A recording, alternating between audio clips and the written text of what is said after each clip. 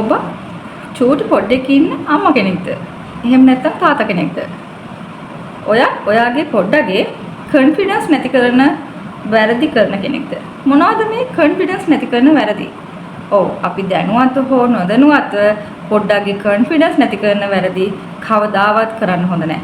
අපි බලමු අපි විසින් එයාලගේ කොන්ෆිඩන්ස් නැති කරන්නේ මොන වගේ හේතු නිසාද කියලා.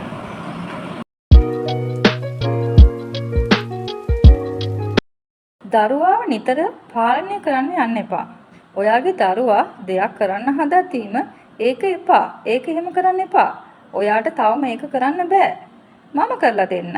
ඔයා ඔහොම ඉන්න. වගේ දේවල් කියන්න යන්න එපා. දරුවා දෙයක් කරන්න හදනවා නම් ඒ දේ එයාට කරන්න ඉඩ දෙන්න. හැබැයි දරුවා ගැන අවධානයෙන් ඉන්න.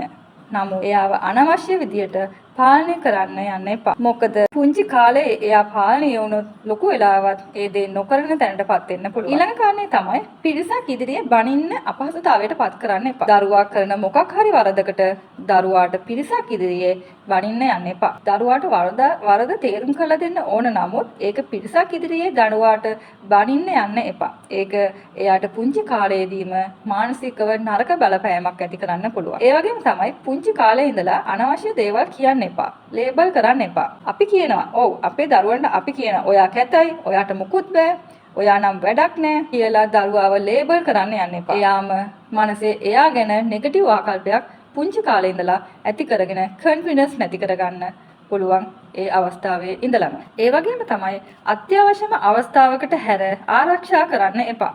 දරුවා මොකක් හරි කරන්න ගියත් ඒක එපා. පරිස්සමෙන්. ඔයාට බෑ. මම කරලා දෙන්නම් වගේ වචන කියලා එයාව අනවශ්‍ය විදිහට ආරක්ෂා කරන්න යන්න එපා. මොකද ආරක්ෂාව වැඩි වුණොත් දවසක දරුවාට තනියම පාරකවත් තනිවම ඇවිදගෙන යන්න බැරි වෙන්න පුළුවන්. දරුවා ගැන අවධානයෙන් ඉන්න. අවශ්‍ය තැනදී අවශ්‍ය ආරක්ෂාව දෙන්න. නමුත් අනවශ්‍ය විදිහට ආරක්ෂා කරන්න යන්න එපා. ඊළඟ කාරණේ තමයි දරුවාව මොටිවේට් කරනවා කියලා අනිත් අය එක්ක දරුවාව කම්පෙයාර් කරන්න යන්න එපා. අරයා නම් හොඳට පාඩම් කරනවා. ඇයි ඔයාට කොටින්ම අනිත් දරුවොත් එක්ක ඔයාගේ දරුවා කම්පෙයාර් කරන්න එපා. ඔයාගේ දරුවාගේ දක්ෂතාවය අඳුනගන්න. ඒකට ඔයා එයාට උදව් කරන්න.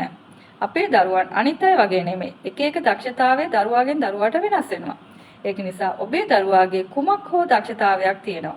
ඒක අධ්‍යයනය කිරීම තුළින් හඳුනාගෙන ඒකට එයාට උදව් කරන්න. මොකද හැම දරුවෙක්ම හරිම විශේෂයි.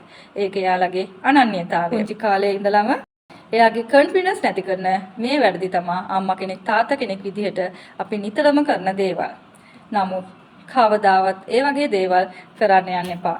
අපේ දරුවාගේ අනාගතයේ එයාගේ මනස නිදහස්ව නිරවුල්ව සාදා තැබීම අපේ වගකීමක් සහ යුතුයකමක් වෙනවා.